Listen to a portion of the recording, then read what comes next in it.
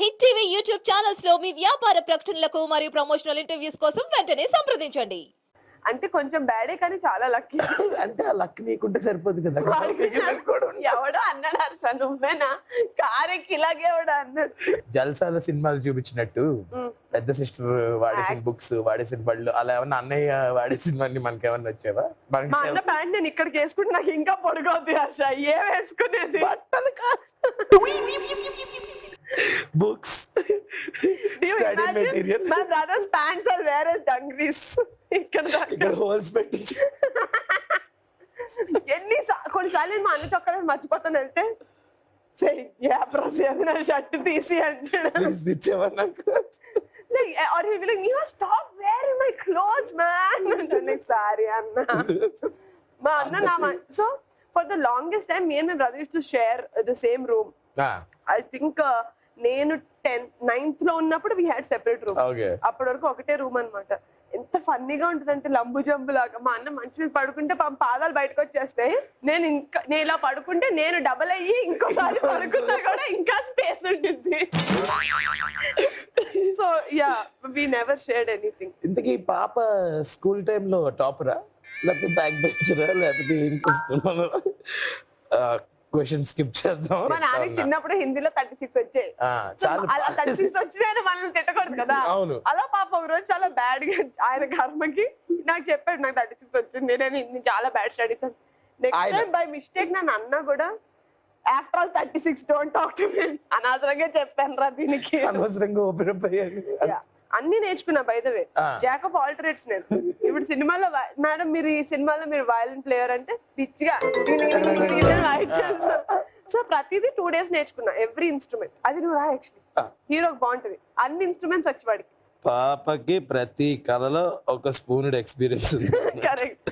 Actually Harsha tea spoon spoon and spoon కూడా tea spoon. అలాగే frankness మన హీరో కూడా ఇలాగే ఫ్రాంక్ గా ఉండాలి.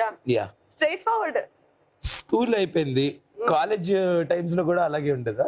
కాలేజ్ అంటే వెయిట్ ఇంటరా డిగ్రీయా? డిగ్రీ. ఇది ఒకటి చెప్తాను.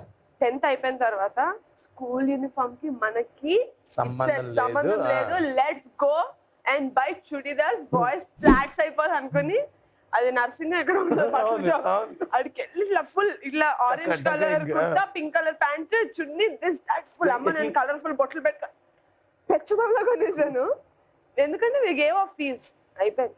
2 days ముందు ఫోన్ వచ్చి మాకు 11th inter first year second year start చేయడానికి we don't have enough funds. రేపు పొద్దున వస్తే మీరు ఇచ్చిన అడ్వాన్స్ తిరిగి ఇచ్చేస్తాం. ఏంటి చదువులో కాదు, చదువులో అసలు లక్కీగా. అందుకే అమ్మ ఏంటమ్మా అంటే మా అమ్మ ఇంకో వారంలో అన్ని కాలేజీలు స్టార్ట్ సిటీలో, ఎవడిస్తాడు నీకు? అది కూడా నీకు 10th లో వచ్చిన అద్భుతమైన మార్క్స్ కి ఎవడిస్తాడు అని మా అమ్మ. లైక్ దెన్ ఇంకా 73 అన్ని కలిపా. అలాంటివి అడక్కు. 10th క్లాస్ లో ఇంకా అడగకూడదు. మాక్సిమం నెక్స్ట్ 2 years లో 10th ఎంత అని అడగాలి అంతే. ఇంత బడిలో అయ్యాక 10th లో చండాలంగా. యా లాస్ట్ లో అడుక్కుంటే వాళ్ళు కొంచెం పాలాభిషేకాలు చేస్తే సర్లే ఏదో డాడ్ ఉండే అన్న. హర్ష తిరిగితే మళ్ళీ 11th 12th లో వెళ్ళి యూనిఫామ్ కుట్టించుకోండి అన్నారు. హర్ష చుడిదార్లు అన్ని నేను ఇంట్లో వేసుకొని తిరిగాను. స్కూల్ అయిపోయాక ఇంట్లో చుడిదార్లు కుట్టించుకున్నాను. It was one of my most heart breaking. Inter కే మీరు అలా అవుతున్నారు.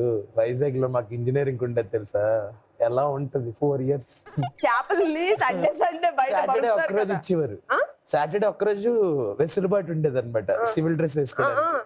ఆ టైంలో పాపం ఇలా రబ్బర్ బ్యాండ్ వెనక్కిలాగా వదిలితే తగులుతుంది కదా. అంటే ఎన్నాళ్ళు ఇలా సప్రెస్ చేసి ఉంచేసి ఒక్కరోజు వదిలితే ఎలా ఉంటుంది, ఒక్కొక్క కాలికి ఒక్కొక్క కలర్ షూ, ఇలాంటి బట్టలు ఇలాంటివన్నీ అప్పుడు నేను చేసేవాళ్ళం అనమాట.